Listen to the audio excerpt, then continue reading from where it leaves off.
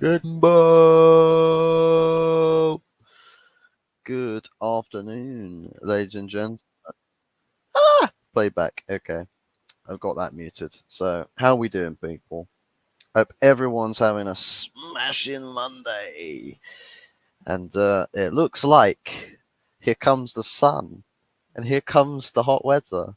The warm weather is returning. The end to the misery that is torrential downpours and cold summer's days.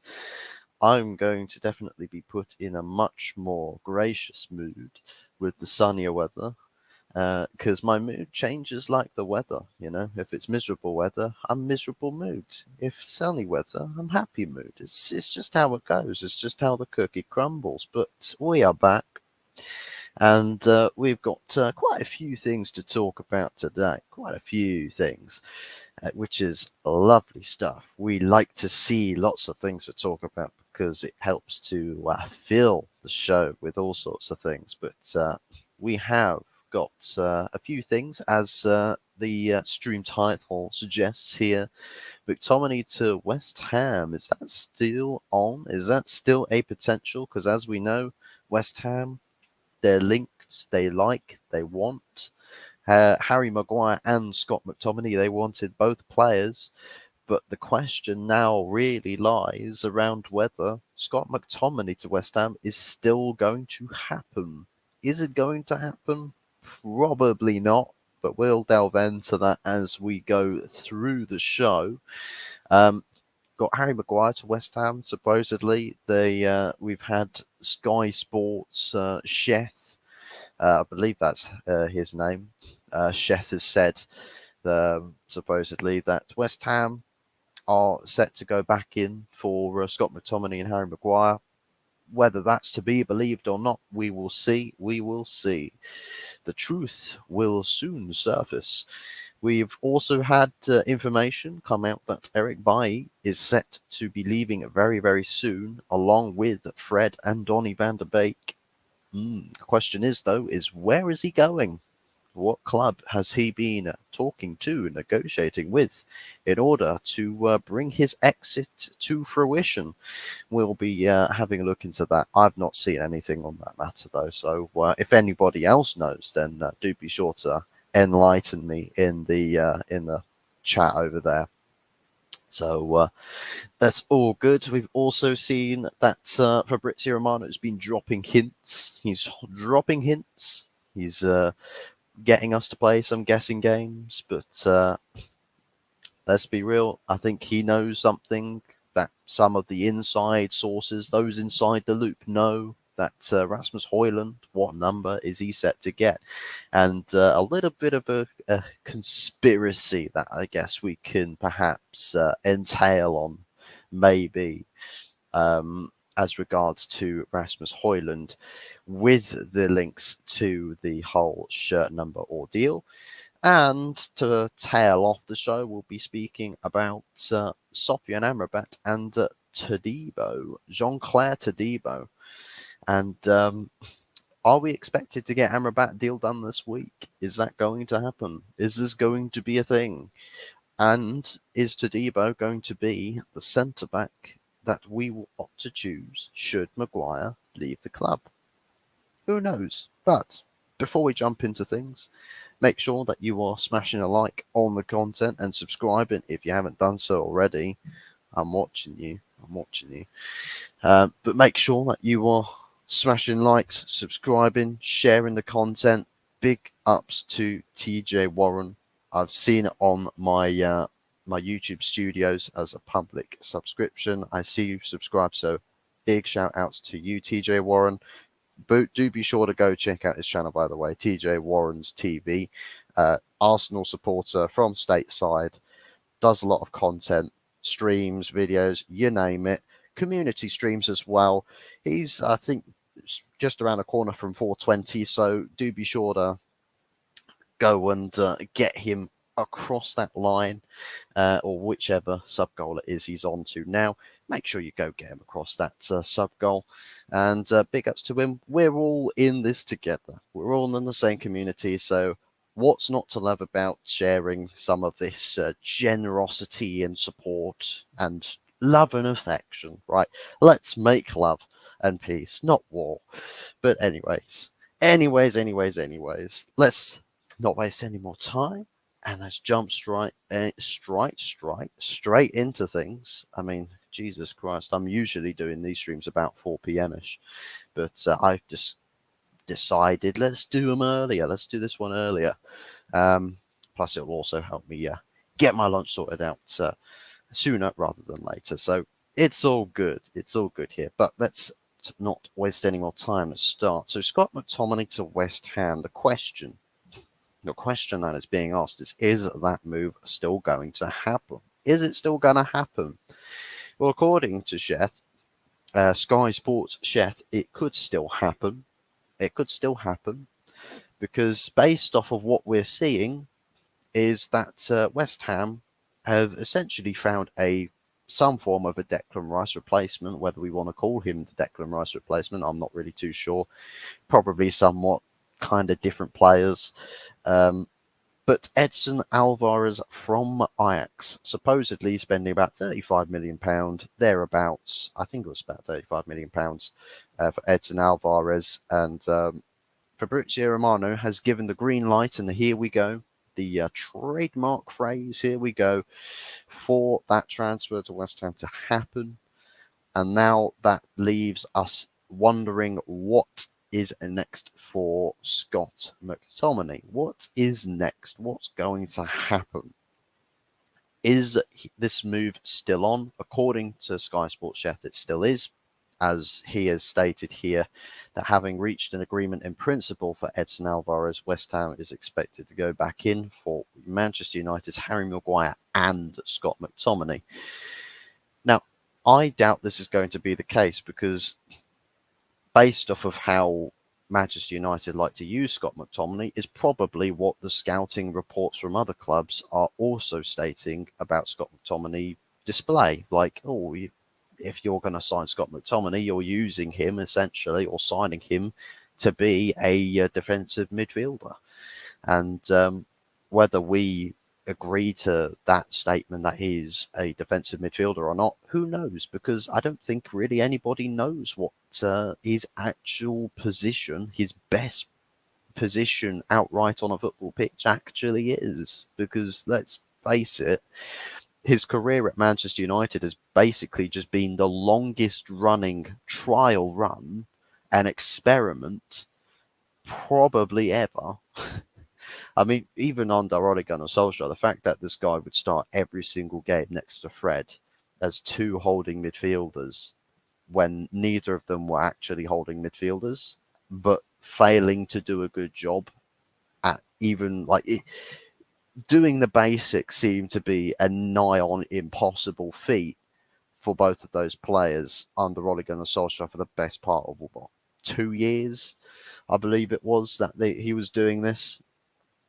2 years Scott McTominay played as a DM. 2 years he's failed to actually prove to anybody that he is genuinely a DM. So it's anybody's guess as to why people persist with believing that he is a DM or saying that he is 100% a defensive midfielder. I mean, it was last season that people started joking about him actually being a striker. And who knows, perhaps he actually is, because I'm pretty sure he started out his career in the United Academy being a striker, but then got moved back into midfield, and then Jose brought him up to starting in centre back. I mean, God only knows what went through Jose's mind when that happened.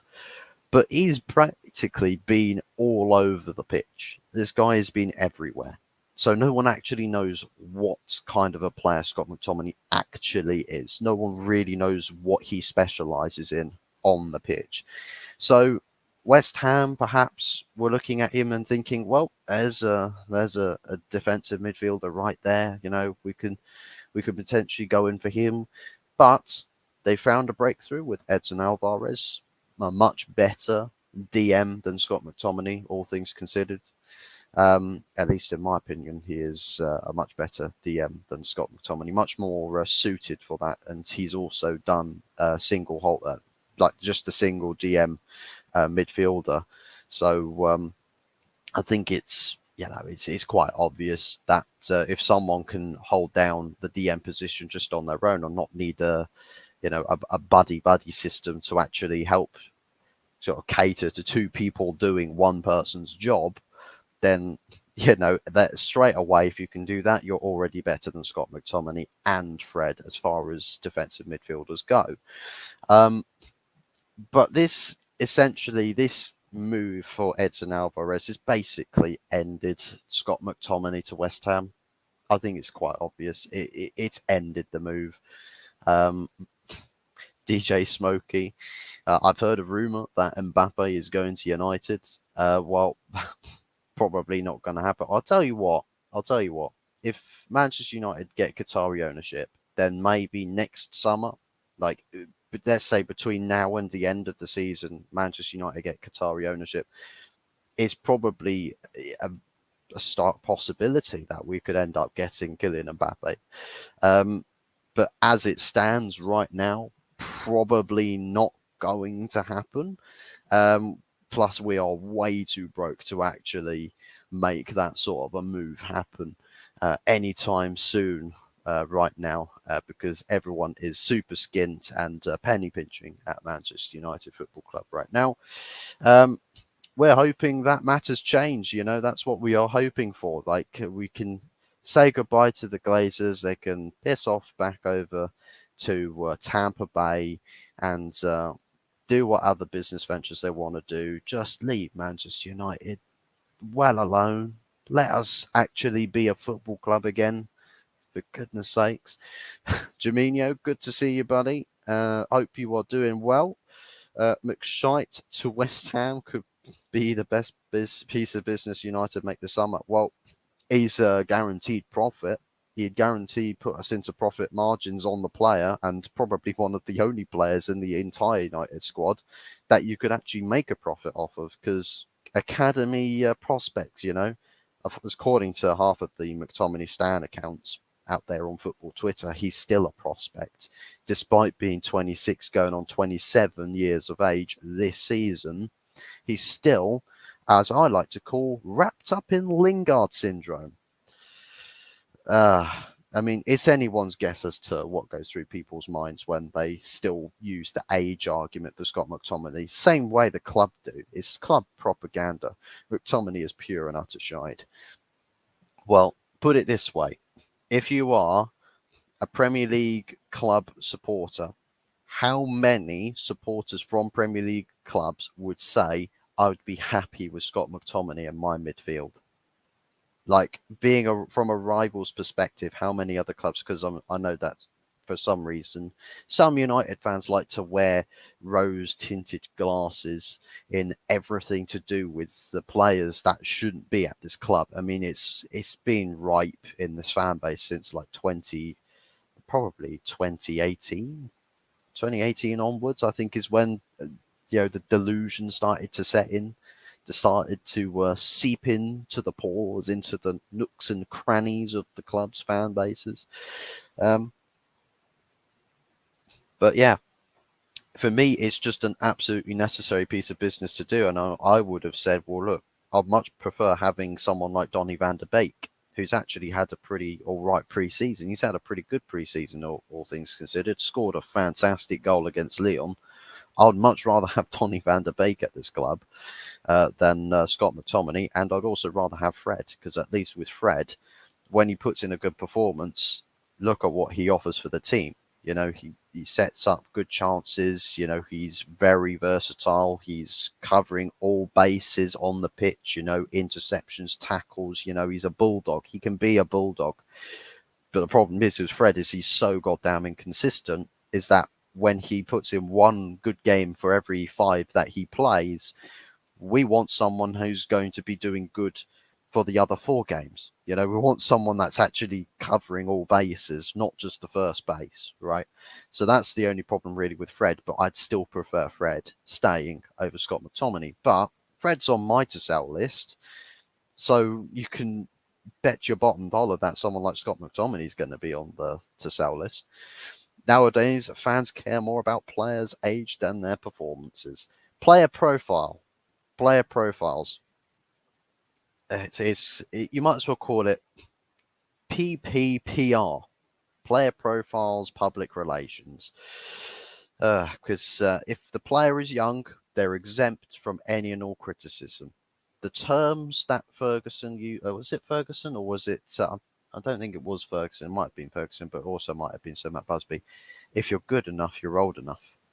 It's as simple as that. Look, if you're good enough and you're playing in the first team, you're old enough to take the criticism. And that's just a fair opinion. That's just the fairness of fan opinion, and that's never going to change. They'd rather have an unknown and unproven 20-year-old up front than 33-year-old who's a proven goal scorer. Yeah, and I've seen that a lot. There's a lot of people that say, "Well, look, we've signed a young striker, the first young striker since signing Anthony Martial, which is going to be great for us moving forwards." And I mean, the thing is people were saying that Rasmus Højlund's set to be a success before he's kicked a ball. Why are people saying that Rasmus Højlund is it? Why are they saying that? You don't know how good he's going to be in the Prem. What if he's literally a pacey Wout Weghorst? What happens then? Where does the argument go then? Because as soon as that happens, as soon as he starts dropping stinkers, people are going to be saying, "Oh, we need another striker. Oh no!" But you're the same people that was saying, "Oh, well, that's a striker position sorted for the next 5-10 years." What are you on about? What are you on about? It doesn't make any sense. But sometimes when you sign a proper strike, and people might use the argument here, which it can be a considerably fair argument, by saying, well, look, other clubs, when they sign an unknown player, could come very good.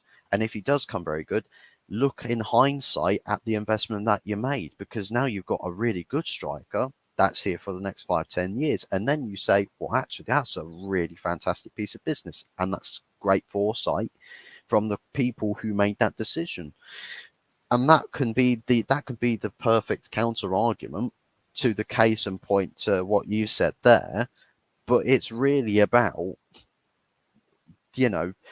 viewpoints becoming a reality, and how do we get there? Because if we can all speculate that there's all sorts of players. It's like the young Aston Villa striker. I can't remember his name.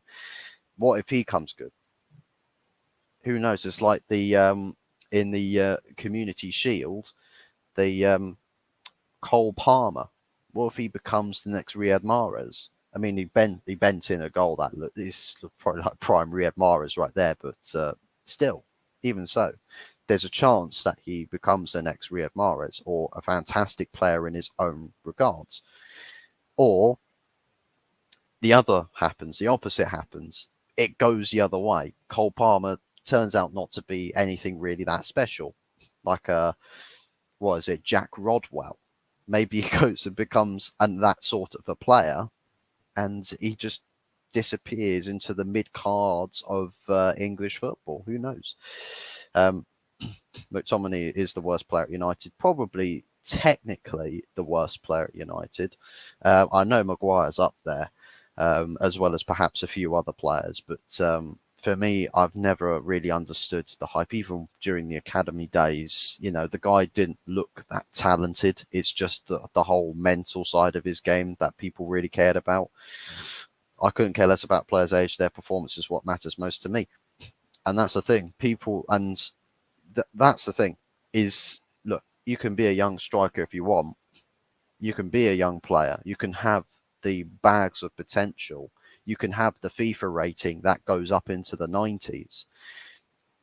The fact of the matter is that if you sit on a football pitch and you fail to deliver, it's like, well, there's a lot of money that's been spent on you. That's not your problem as a young player. That's never your problem as a young player. Your focus is to actually delivering on a football pitch and saying, well, look, I am the future for this football club. And that's the be all and end all. Don't do an Eddie Nketiah. Don't do an Eddie Nketiah where you get hyped up into oblivion. You get given a seriously iconic footballing shirt at a legendary club, you can imagine, right? If Rasmus Højlund, I mean, I know Rasmus Højlund's got big boots to fill. You know, he's got to fill Fred's boots, and we're going to get into that with the whole Fred leaving and the potential to the shirt numbers going to Fred's shirt number going to Rasmus Højlund and Fabrizio Romano dropping hints on that as well. And a little conspiracy I've got that I've seen on Twitter that I think there's probably an element of truth to it. I think Højlund will be a good signing, but I think the season he might start slow. He might blow up in the second season at the club. Kind of the same thing that some people have said about Antony. You know, expensive price tag. Some people say, well, look, you know, he's not great in the first season, but he's, you know, you can consider it his adjustment phase. But the second season is going to be the biggest teller as to how good he actually is going to be. Carl Rossi, legend. Good to see you, buddy. I hope you are doing fantastically well. Big ups to you. Good stuff, good stuff, good stuff. Everyone's saying cheers. I'll join you in that. I haven't quite got champagne glasses, but a cup of tea, 2 teaspoons of sugar. I don't know how everyone else likes to take their tea, but I'm all good over here. Cheers, guys. All right, buddy. Gonna head out. I'll leave stream on. Thank you very much, Yetis. I didn't even realize that you were actually here, but big ups to you, man. Thank you very much for lurking and keeping the viewership figures up. So lovely, lovely stuff. Hello, hello, hello. Lovely stuff. Yeah. Cool. Good to see everybody in here. Big ups to it, each and every single one of you. Real legends. Real legends. Oh boy. Cup of tea with 2 teaspoons. That's the exact way to do it. There's no other way it's acceptable. I mean, it's got a bit of milk in it as well. So I'll tell you what, this has been around for a little while. So it's kind of lost its sort of heat. It's kind of lost its heat. So it's a little bit cold. It's sugary tea, right? And by sugary, I don't mean like absolutely caked to the brim in sugar, right? But sugary tea, when warm or hot, is nice. Sugary tea when it's colder, it's like that milky taste with sugar in it. It's not the same. It's just not the same. The tea is an English person's champagne. It is. It's socially acceptable to drink it all hours of the day. Have it in the mornings, the afternoons, and the evenings. Whereas for champagne or prosecco, the only time really acceptable to drink it in the morning is on what is it, Christmas morning, Christmas Eve? You know, the Bucks Fizz with the orange juice. I drink it black, no milk, no sugar. I'm a sociopath. Mate, to be honest, I've had black tea before, literally just no milk, no sugar. I do have to sort of have it decaf. It's like Earl's Grey black tea. It's actually all right to drink. I mean, it's quite different, but my mother will kill me if she does know that I'll occasionally have some of her beloved Earl's Grey tea. Speak of drinks, I can't stand coffee. Coffee is shy. Coffee, I used to hate coffee. I really do. I really did. Coffee homemade is not quite the same as getting a coffee at an actual barista's or a coffee shop.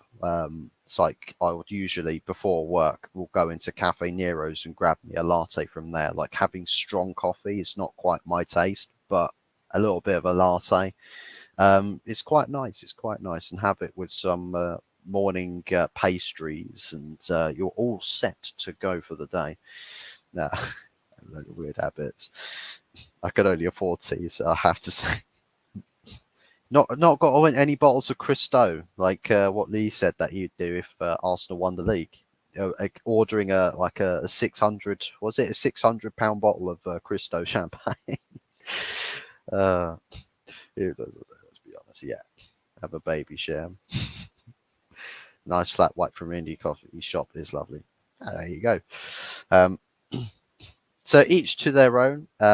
I know sometimes with coffees, it's just a case of taste buds. You know, you need to develop your taste buds. And once you start having something, you try something at one point, you hate it, you try it again, say 2, 3 years down the line, you actually change your mind and actually decide, well, actually, fair plays, it's kind of nice. It's kind of nice.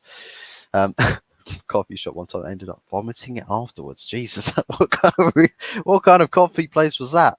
Is that the shady coffee shop down the alleyway that no one goes to? What kind of a coffee was that? I'll tell you what, I don't know any coffees that have ever made me feel nauseous. Afternoon, hot fuzz, jumping in, hitting the like, and back to work shortly. Early doors, big ups to you, proper legend. Hope you're all doing really well. And what do you make of the Edson Alvarez news? Are you happy that West Ham have finally pulled the finger out and signed a player? Well, not signed yet, but signing a player. I mean, I'll tell you what, even when you get to the stage with Fabrizio Romano saying, here we go, if West Ham somehow cock up this deal, I can't imagine that you are going to be a very happy chappy if that were to happen. I'll tell you what, uh, fists will be flying. But big ups to you, man. Thank you very much for tuning in. Cristal Dom Perignon. Um, Peri- Perignon. Got to get my French pronunciations. I'm pretty sure it's French. Tried them both, overrated as shite. Yeah. I'll tell you what, there's a lot of expensive, fine dining sort of drinks and foods out there that get so overpriced and overhyped. Stick a fancy name next to it, stick it on a menu for about 50 quid. Um, and seriously, people will have it and they'll just be like, yeah, it's fantastic, world class, yeah, just yeah, world class. That is seriously, it's like hearty food. I think is properly the proper stuff. Yeah, all the real ones. Can't believe it offers pinch for myself. We've signed someone. Fantastic news. And to be fair, considerably better than Scott McTominay. We've just been talking about it. That if the transfer move for Edson Alvarez is going through, there's no reason that West Ham United should look at Scott McTominay, because if you're trying to replace Declan Rice, Edson Alvarez is probably a good option to sign. He's much closer to being a Thomas Suchek type of player rather than a Declan Rice type of player. But he is a very good option. And from a West Ham's perspective, I'm sure he'll be a very good signing for you. Edson Alvarez is another good player. He's coming from Ajax, and if he's anything like Timber, he'll turn out to be a class player, 100%. He can hold his own in the midfield. He can hold his own, but if you pair him up with Thomas Suchek, I think that's going to be quite a tough midfield to play against, especially from a sort of lower table team's perspectives. Really difficult to break that down. Plus, we know Ajax can't tap him up either. Yeah, I mean, Ajax, that's the thing. That's the positive when you're dealing with Ajax, is Ajax are a selling club. So most cases, if there's a player you want from Ajax, there's not really going to be much of a resisting force, unless you do a United. Unless you do a United and you go to Ajax stupid late in the window after the fact they've sold half of their squad, that they start pricing you hundreds of millions of pounds for players that are worth nowhere near it. And then United get made to look like mugs, because if we just signed Anthony early last summer, we could have had him for about 30, 40 million. But instead, nope, we like to do things difficult, and we ended up signing him for bloody 80 million. 80 million plus. So, yeah, club logistics, as you do. Lovely stuff.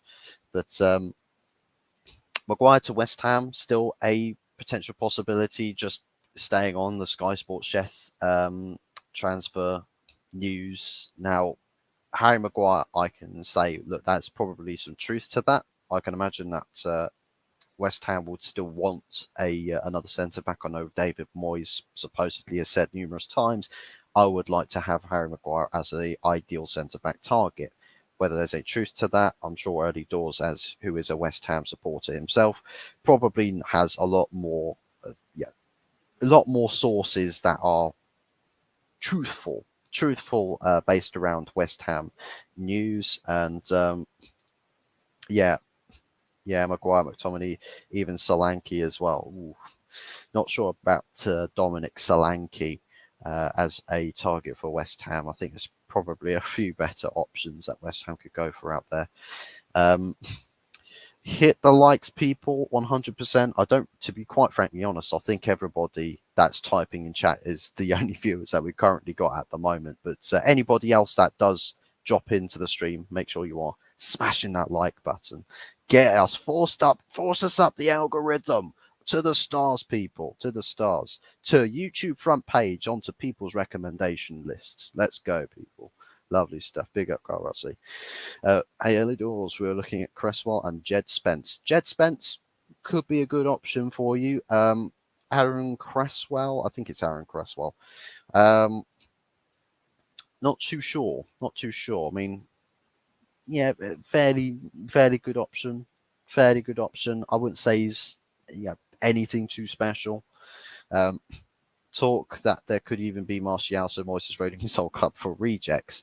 Well, I'll tell you what, Anthony Martial is he's not really any he's not a former David Moyes man, but I'll tell you what, is someone who is as injury prone as Anthony Martial is, like I call him, the French Daniel Sturridge. I'm not too sure if West Ham would get much joy out of Anthony Martial. I know if it was just talking from a qualities perspective, I'd say, look, West Ham, if you get Anthony Martial, that's a fairly good striker for you. But his injury record, I think, puts a lot of doubt in, having much success from a transfers perspective for any club. That's really the only problem, the tripwire in the Anthony Martial endeavours. That Cresswell should come to you, not the Spuds. Yeah. Always like Cresswell, to be honest, I think, and I would take Spence back. Yeah. To be fair, I'd say with I think having good wing or fullbacks, I say wingbacks, having good fullbacks. I'm thinking that Forest are going to go with a back five again, which might genuinely happen. And I think if you're strengthening or reinforcing the defensive positions, probably is a big telltale sign as to what sort of an approach one team is going to have come the new season. And I'll tell you what, if you were to wrap up those two signings quickly before the Arsenal game, you might actually find a little bit of joy in that first game against Arsenal. Unfortunately, you've got to go back to work. That was a great show. Look forward to the next one. No worries, early doors. Massively appreciate you dropping in. Fantastic to see you, and hope the rest of your day at work goes splendidly well. And yeah, that's pretty much it. Enjoy the rest of your day at work, and hopefully it's a good end to your day. And all my brethren in chat, see you all soon. Big ups to Early Doors Football TV. Anyone else in this chat who hasn't subscribed to Early Doors Football TV, do so. Go and sub to his channel. West Ham supporter, puts out content, lovely stuff, lovely jubbly, great shows on his channel. Later, Zed. Well, don't know what his real name is, but imagine if it actually is Ed. Early Doors. I know it's ED for Early Doors, but who knows? Maybe his name's actually Ed. Think we're going to get panned, to be honest, mate. Well, I think if there might be a saving grace here for you, Yeti. There might be a saving grace here for you. If Kai Havertz starts up top, then there's no guarantees with Kai Havertz that he's actually going to find the back of the net in any case, right? There's no guarantees whatsoever. So you might get lucky if Arteta decides, oh, Kai Havertz is my man. He's the solution to my problems. I was about to say it's the problem to my solution. So, and to be quite frankly honest, that's probably the reality of it. But you got to think about it from an Arteta standpoint. If aliens come down and steal Arsenal's legs, we have a chance. I tell you what, it's just setting up, because I can imagine Steve Cooper's message is going to be quite simple. Look, keep it tight at the back, hit them on the break, And if probably is going to be a bit of a, well, hope and pray, chaps. Hope and pray. Yeah, not so sure. We look very shaky. I'll tell you what, now this is a big if Nottingham Forest and Arsenal are either at 1-0 to Arsenal, 1-1, 0-0, if it's that sort of a scoreline later on in the game, and Arteta starts making subs, right, and that's a big if Arteta starts making subs, and the same thing happens against Manchester City, you might actually get a period of the game where you actually have a bit of control, where you will have the lion's share of possession, and you probably might be able to make yourself quite a few good chances to work with. So you might actually find that with Arteta, if you make subs at a certain point in the game, that you could switch over momentum and create yourself a few good opportunities. Whether you take them or not is going to be, its own talking point. But based off of what we've seen against Manchester City, making substitutions, I'll tell you what, it could be a bit of a problem for Arsenal, because I don't think that Arsenal, from starting 11 to bench, that they've actually got players that they can work a like-for-like substitution system. So if you've got players that you've got coming off the pitch, you can't put someone else to go on to do the exact same job, because that player's not the same profile as the player that's just come off. I don't know about everyone else, but it just feels like with Arteta, he's sort of tied himself to a point where it's like, well, that's why I want versatile players, or the players that can do all sorts of different jobs, so that I don't have to worry about needing to change game plans when I have to make substitutions. Maybe there's an element of truth to that. Maybe it's not. Maybe I've completely missed a mark with that. First 20 minutes is huge. We have to shut them down and make them think. Goal for Arsenal in the first 20 equals long day. And that's the thing. It depends really if Arsenal or Arteta decides to really start games with that sort of, fire in the belly, start fast, hit them, try and get the first, score first really early, first 10 minutes, try and get a goal, or just keep working at it and then see how the game transpires from there. Maybe he does the same thing he did last season. Whether it works out the same way, I think we'll have to see. It's going to be interesting. It is going to be very interesting. A very interesting spectacle to watch. For us, it's probably going to be a bit difficult, because we've got a stubborn Wolves team that will come to not get beaten. And if we are not free scoring, I think it's going to be a long day for us at the office as well. But I still think that we should go and beat Wolves 3-0. I just think we should. That should be the case. But who knows? Anyways, Eric Bailly is apparently mentioned to be on the outgoing lists soon. But the big question for me about Eric Bailly's sale is, which club is it he's going to? So supposedly, someone somewhere, I believe it was Fabrizio Romano that actually said it. That's Eric Bailly is set to leave very, very soon with Fred and Donny van der Beek. But the question is which club is it he's going to? I've also just seen on the Twitter feed here that the Gazzetta in the last hour has just said that Juventus are trying to hijack MUFC's move for Sofyan Amrabat. And that will be absolute calamity if that comes to fruition. And I don't know if Sofyan Amrabat would actually fancy taking a move to Juventus. I'd probably say it would be hard to say no. But if Sofyan Amrabat says, well, look, I'm going to play for a manager I've worked with previously at a big club, I'm going to prefer that option as opposed to going to another Italian club further up the table. So there's, it could be a bit concerning, but at the same time, a part of me saying, stay quite confident and comfortable about it. It's probably not going to happen, because Sofyan Amrabat's probably already made up his mind. Based off of previous reports, he seems quite set and intent on Manchester United, so probably shouldn't be too concerned about that. But Eric Bailly, I can't imagine he's going to go for cheap at all.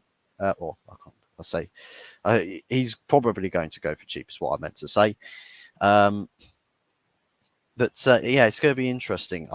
I don't know what sort of club it is that's actually negotiating for Eric Bailly, but I know that he's been on the sale list for a long time, and based off of if reports on pricings to believe to be true, then £2 million for Eric Bailly. I'm surprised he's not been sold yet. I'm surprised, very, very surprised that he's not been sold yet. Still here, but back soon, if that makes sense. Yeah, that's absolutely fine. Yeti, absolutely fine. It's what I think people on Twitch streams call lurking. So you've got the stream open, you're adding like watch time, but you're not actually there at the on the on the tablet, iPhone, whatever device it is you're watching a stream on. You're not actually there. You're essentially AFK, but you're contributing to a channel's view time, which big ups to you. Massive thank you. Massive thank yous to you. Yeah, see you in a moment or two. So yeah, Eric Bailly, not too sure what club it is that he's going to be going to, and I can't imagine we're going to have much joy in getting much money from that deal. Speaking of Fabrizio Romano's reports, he's gone on to talk about Rasmus Højlund potentially. He's not said that he's going to happen, but he's hinted, as well as other United Twitter accounts have speculated that Rasmus Højlund will be set to take Fred's shirt number 17, as Fred is set to depart. And I saw quite an interesting report. I'm never actually there, mate. I'm in the Upside Down. You in Australia? No, you went to Australia. How's life down there? Is it good? Life in the Upside Down, right out in the outback. Right out in the outback, mate. Chilling upside down, boxing kangaroos. It's an awful Australian accent, but who cares? Who cares? Most Aussie accents tend to be abrupt failures, so apologies to any Aussies out there that take offence to my absolutely ludicrously bad Australian accent. But even so, we do what we do. We say what we say. But Rasmus Højlund taking Fred's number, as hinted by Fabrizio Romano. So that's essentially RH17. RH17, people. He's here and he's beautiful. But yeah. But there's an interesting conspiracy that I had seen on Twitter regarding the Rasmus Højlund deal delays. And the reason as to why there's delays. There's interesting theories to the delays, and I sort of second this. Because with Manchester United, everything that you read, you take with a pinch of salt, right? Everything that happens with transfer activity or business that the club does, you always take with a pinch of salt. They'll be putting you on the barbie, be cooking me, putting me like a rotisserie chicken. Just make sure that you spice me up nicely, because I can imagine I'll be quite bland if you decide that cannibalism is the path you want to go down. But even so, an interesting conspiracy is that perhaps Rasmus Højlund, as what's been mentioned before, that the delays to the deals or the medical side of the deal is actually in relation to do with the fact that he had extra tests, because they thought that he'd picked up an injury in Atalanta, in Atalanta's training sessions, and he's basically set to be sidelined for a couple of games, just as like a precaution, or just to make sure that he's fully fit, and that we integrate him into the squad properly. Or conspiracy hats on, tinfoil hats. Manchester United wanted to delay things because they knew what shirt number they wanted to give Rasmus Højlund long before they'd signed him, but they knew they wanted to sell Fred first so that they could give Rasmus Højlund his shirt number, because as we know, Fred's been on pre-season tour and he's kept his shirt number. so that we're waiting for Fred to be sold before Rasmus Højlund gets his shirt number, and then happy days, Rasmus Højlund, once he gets the shirt number, will suddenly miraculously be fit again and ready to start game. Use Brut, use Lynx, use Old Spice, bit of Terry Crews in there. But yeah, like that's the thing. Something tells me that there's perhaps an element to it where Rasmus Højlund isn't actually injured. So if we say he's missing games due to injury, well, actually he's not been given a shirt number yet. So maybe before people rush off to buy Rasmus Højlund shirts with the shirt number on the back, they want to make sure that the shirt number gets given to the player before they start letting the shirts be sold. If they're selling Rasmus Højlund shirts already with the shirt number on the back, then I can only imagine that's probably just customary numbers and customary shirt names. But as far as official, authentic shirts with the names and numbers on the back, I think that there's probably an element to it where it's like, well, look, once we've sold Fred, Rasmus Højlund will suddenly become fully fit and he'll be ready to play. So if we sell Fred this week, I'll tell you what, it will get announced that Rasmus Højlund takes the set number 17 shirt, and then all of a sudden Rasmus Højlund pictured in training or something like that. So something tells me that they might be just trying to spin things a little bit, just to sort of keep everything under the radar until we get to the point where it's like, well, Manchester United's Rasmus Højlund is now suddenly fit and training. Ironically, at the same time that Fred's now officially departed the club. Who knows? It's an interesting theory. It's we'll see if there was any truth to it when everything happens in motion. But I'll tell you what. Big props to that person if it ends up coming true that Rasmus Højlund was never actually injured to begin with, but it was just the club were waiting for Fred to be sold before they actually give the shirt number to Højlund. So anyways, Amrabat expected this week. As we know, he is the next priority, and as we also know, he is massively dependent on the sale of Fred or Donny van de Beek. One of those two players has to go first before Sofyan Amrabat comes in. Supposedly, the deal's all set up to go and the verbal proposal has been agreed. It's just needing to actually materialize it and make it happen. Let's turn the switches on, turn the key, press the red button.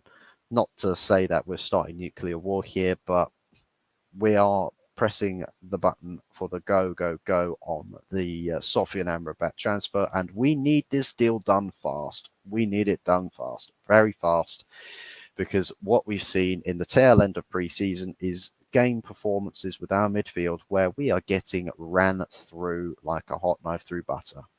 The midfield is not looking that sturdy. It's not looking that strong. It's not looking that clean. We need extra stability and strength in midfield. And Sofyan Amrabat is going to be the ideal choice of player who's going to fulfill the role that we need fulfilled in our team to actually make sure that we are not being, our midfield doesn't get bypassed with one or two simple passes. If we can say that, we can actually have a bit of confidence going into games by saying, well, look, thankfully, we can win our midfield battles and we will actually be tough to break down in our midfield. Thank you to Sofyan Amrabat and Casemiro as a joint unit. And that's, I believe that to be the case. I'm hoping that with the introduction of Sofyan Amrabat, that we look a lot stronger in midfield and that we look hard to break down. Hard to break down teams, especially when we travel away from home, because the home teams, they'll be on the front foot a lot more. And if we are going to be playing any bit similar style of football that we were playing previously in last season, having that extra stability and looking tough to break down is going to improve our away records just on that basis alone. Because one thing is very, very clear, and has been clear for a long time: Manchester United, the midfield is very, very easy to beat in midfield battles.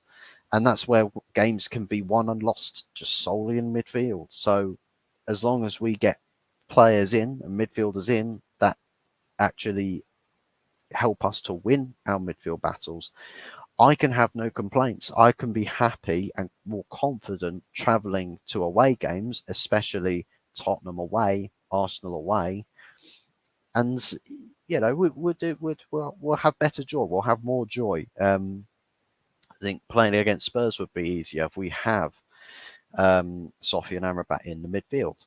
Playing against Arsenal will be easier if we have Sofian Amrabat in midfield. And it's a necessity signing. And that's what I've always called Sofian Amrabat. At first, it was the cheap steal.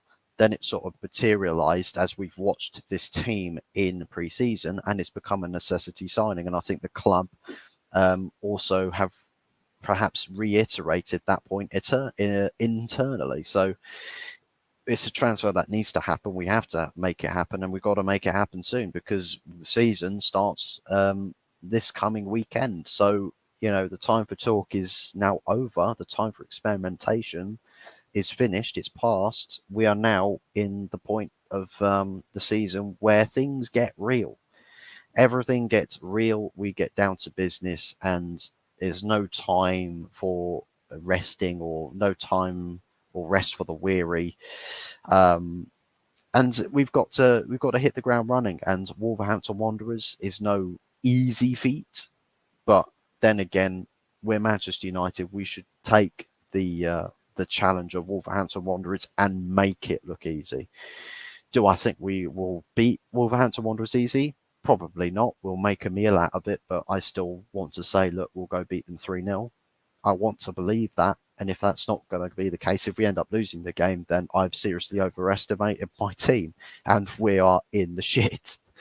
But, we can hope. We can live in hope. But I shouldn't have any reason. It's like I said on a previous stream that there's probably a big, if we want to be super, super positive, I believe, or super demanding, I should say, is that the first 9 games of the season, if we go and pick a winning run of games, the first 9 games for the Premier League season for United should be where the winning run is. Right the way from starting with Wolverhampton Wanderers at home on Monday to, I think it's the 21st of October, against Sheffield United away. I think it's the first game after the October's international break. But I think, if United do really well and they look good, I can say, well, look, we can probably go and win the first 9 games. Now, to a lot of people, that's being very audacious, really, really audacious. But I just, why not? Why not? If it's Manchester City, we say, well, look, that's the minimum we expect of them. That is the minimum we expect of them. When you draw Man City up against each one of these teams, you say, well, Man City win that game. Yeah, they go win that game. They go win that game. They go win that game. So you just keep lining these opponents up and knocking them down by saying, well, look, Man City should win it. We want to do the same. We like, that's the target point, right? Manchester City is the bar, right? That's what we want to get to. So if we push the team, demand the team to go win each and every single game, then you can start talking about realism, because then the next game after Sheffield United away is Manchester City at home. And then you can say, right, well, we can't say Man United's going to win every game, right? We can't say that, because that's just being delusional at this point. So then you start getting real and start saying, okay, well, there's the tough games. That's where, shit might start hitting the fan, or we experience a dip in form. Perhaps Man City at home is probably the first game where we encounter big problems in the squad, and maybe injuries strike us or whatnot. Things like that, subject to happen. But if we start the season strong, then there's no reason why we should not go away to Tottenham Hotspur Stadium and command a result there. Same thing with Nottingham Forest at home. So very winnable games in between the tough away fixtures. And then we travel away to the Emirates, another tough game. But if we beat Forest comfortably and we look good there, I say, well, look, have confidence, take the confidence, take it to the Emirates, and turn that into the dance floor again. You know, make it so that someone like Bruno Fernandes tags the Emirates Stadium as the dance floor again, like Jesse Lingard did.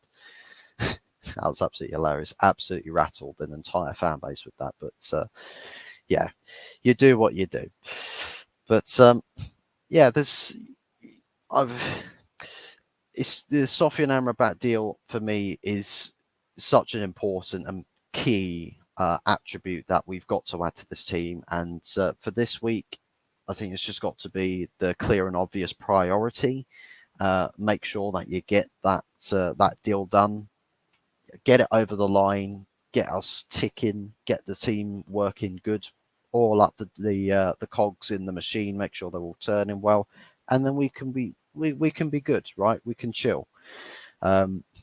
Speaking on other signings, potential signings, Jean-Claire Todibo is being mentioned again as the most likely centre-back target. Now, if I'm to believe what's been said in my channel in previous streams, that he is essentially a French Lisandro Martinez, and the Disasi signing was essentially a dodge bullet, as he's labelled the French Harry Maguire. So, if I'm to believe what my chat had previously said, we should see a very viable and good, solid centre-back signing in Jean-Claire Todibo. Whether that's going to be the case, I'm not too sure. I've not seen a lot of people go raving mad about this player, so I'm probably going to hold judgment. I'm going to reserve judgment for if the signing actually happens. Let's just watch how good he actually is. He's not probably going to be expected to start many games, but I think what we need is, I think we know that Varane Martinez is set to be the starting partnerships, but we just want a centre-back that's not Harry Maguire when you need to rotate players.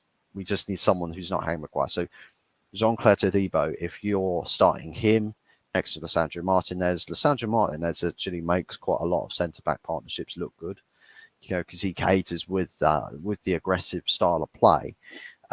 Where perhaps other players are lacking. It's like we've seen with Jurrien Timber at centre-back. As good as Jurrien Timber is, Lisandro Martinez was his enabler. And at Ajax, he was his enabler.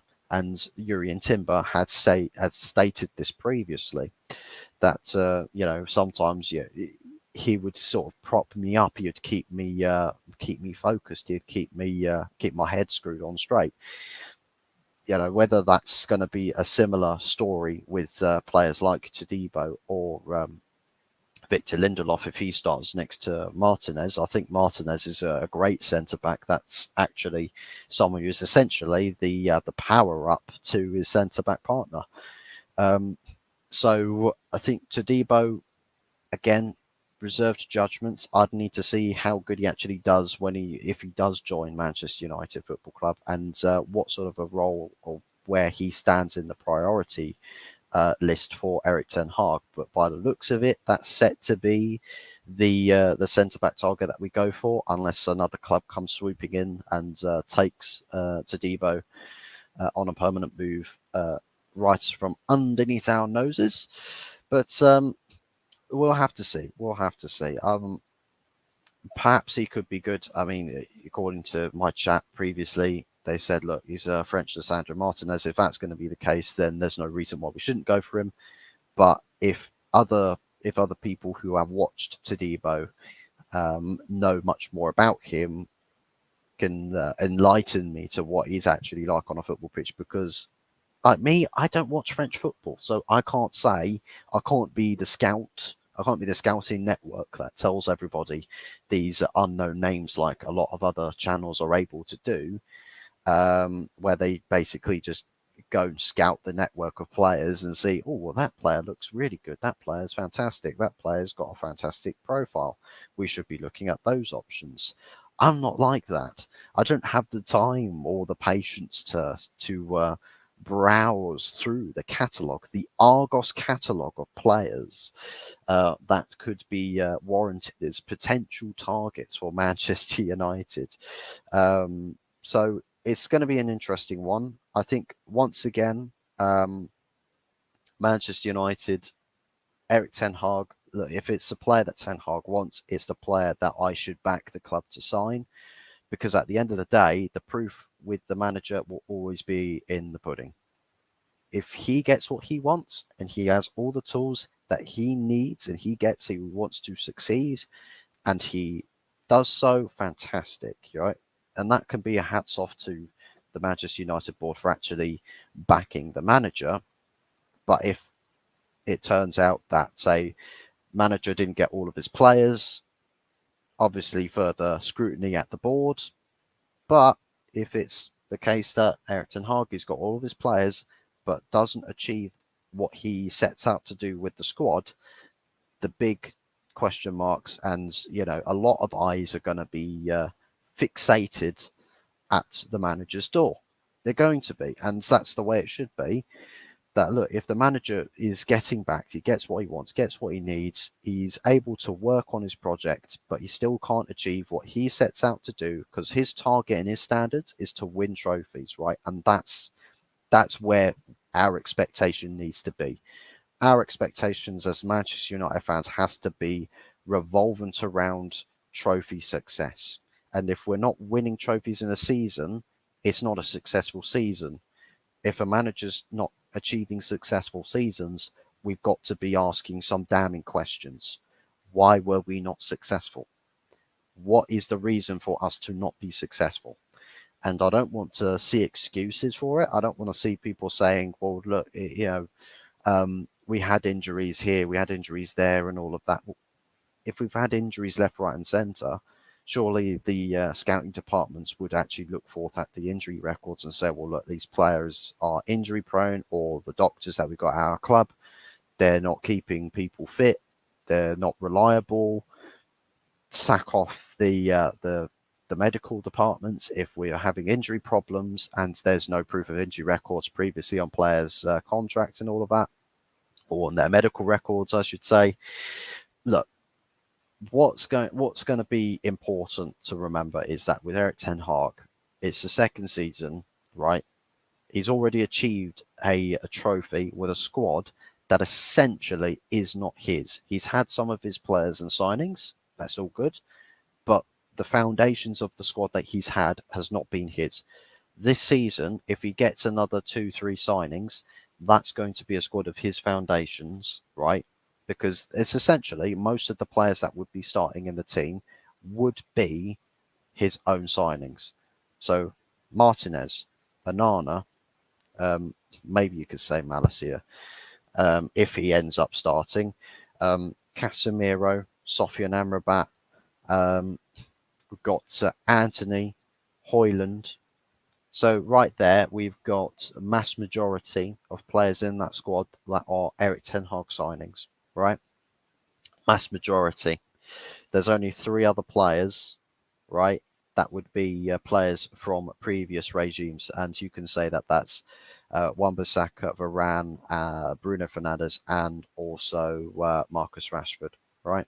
Or Jadon Sancho, whoever it is that you decide to start. Maybe you could take one off of Ten Hag signings and say, well, actually, Luke Shaw starts at left back. Maybe you say that. But at the end of the day, there's a lot more players that Ten Hag wants, and a lot of the players that he's essentially got right now from previous regimes, he's already stated that he's actually quite happy with some of these players. So if we're talking Luke Shaw, Rafael Varane, Bruno Fernandes, and Marcus Rashford, if we talk about those 4 in particular, I'll probably say, well, look, he's happy with what he's got there. So if he's not able to achieve what he wants and they're essentially seen out to be the culprits for, problems or underachievements or underperformances, then we can say, well, what about this, Eric? What about that, Eric?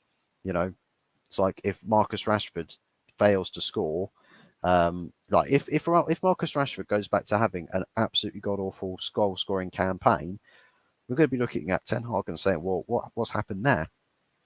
What's happened there? Why is Marcus Rashford not scoring goals? What's happened? We can't say that he is essentially playing with an injury, because I mean the guy's just come off the back of another pre-season. He's had plenty of rest.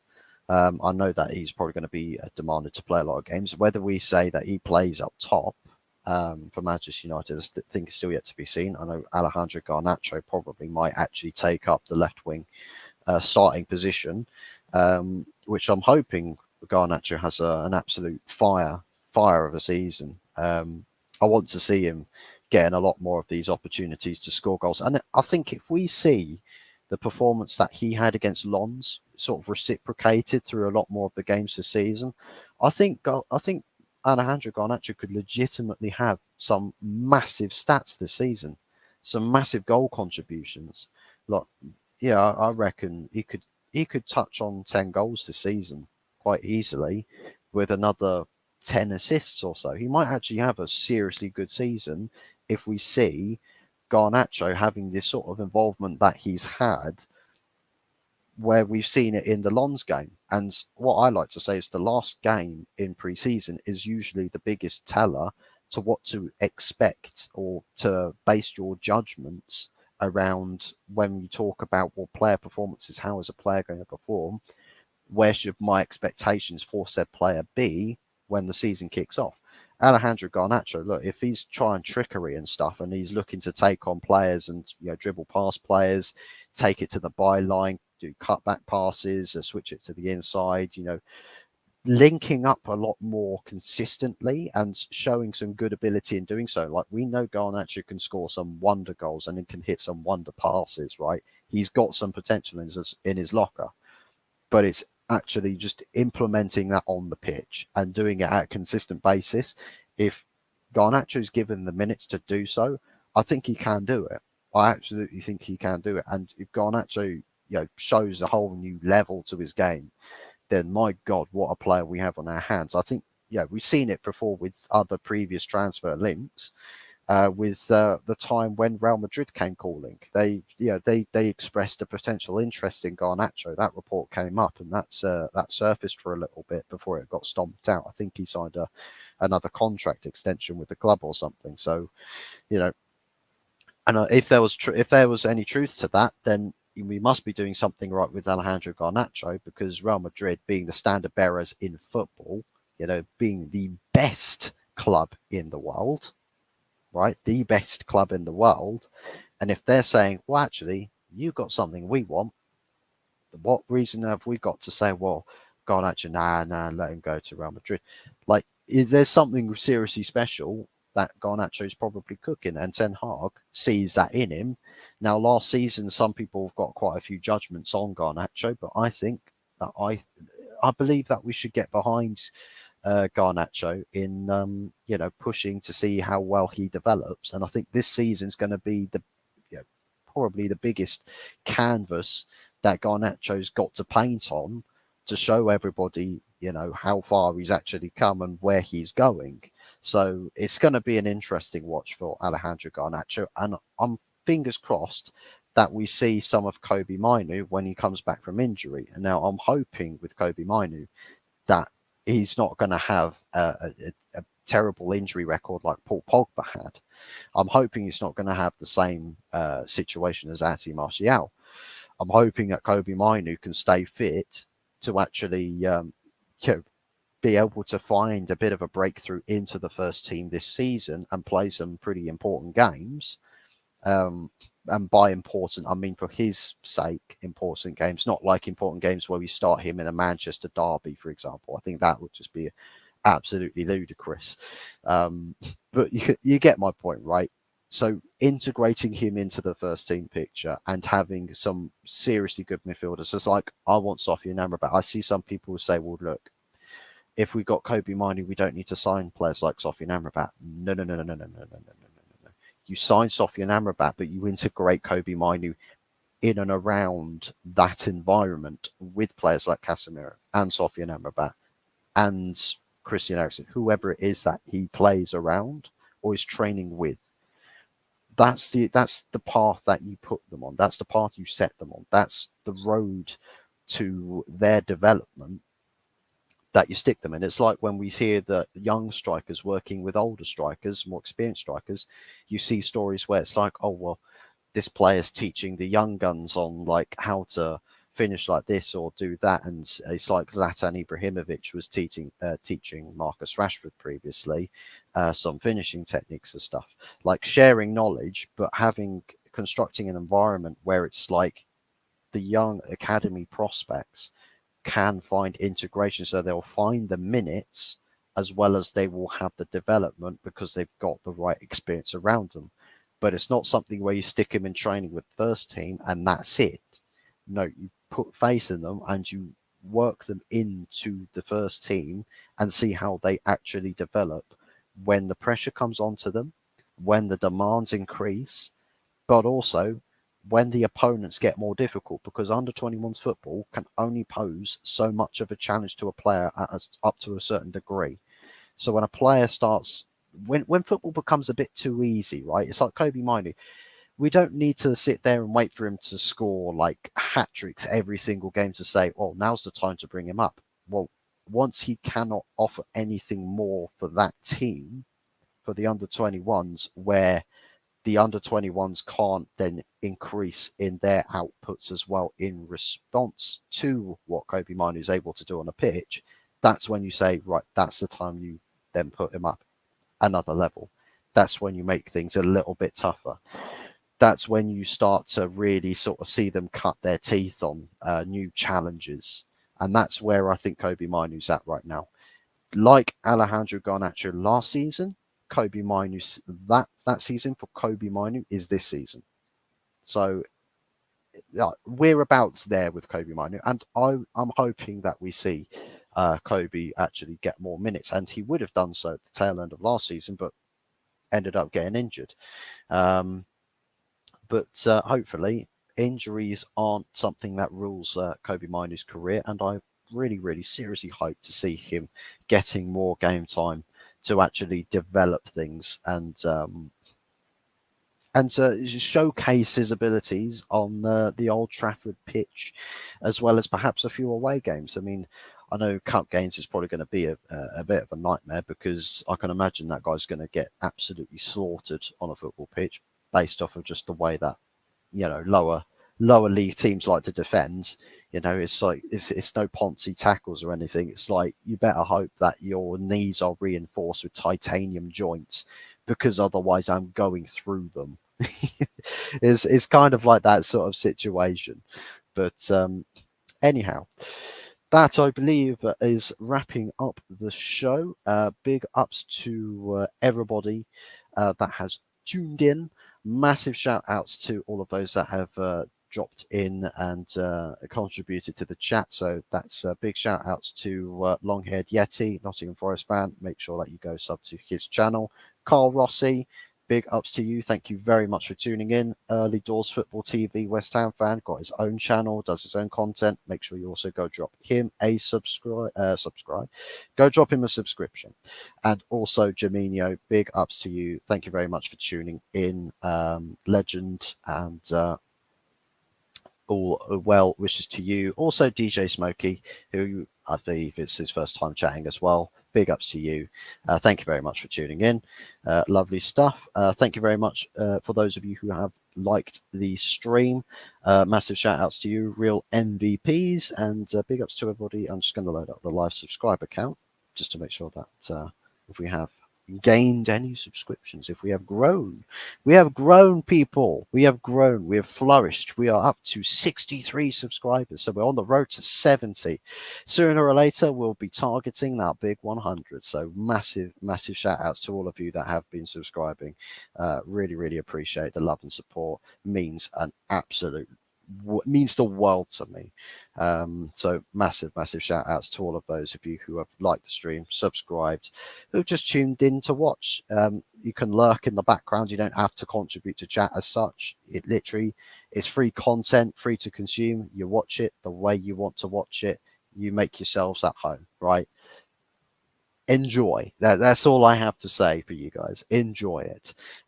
Or if not, then go find someone else's stream that you'd rather watch, because you probably might enjoy them more so than me. But big ups to everybody. Thank you ever so much for watching. We will be back again tomorrow. Until then, au revoir. Cheers, people. And we'll see you on the next one. Goodbye.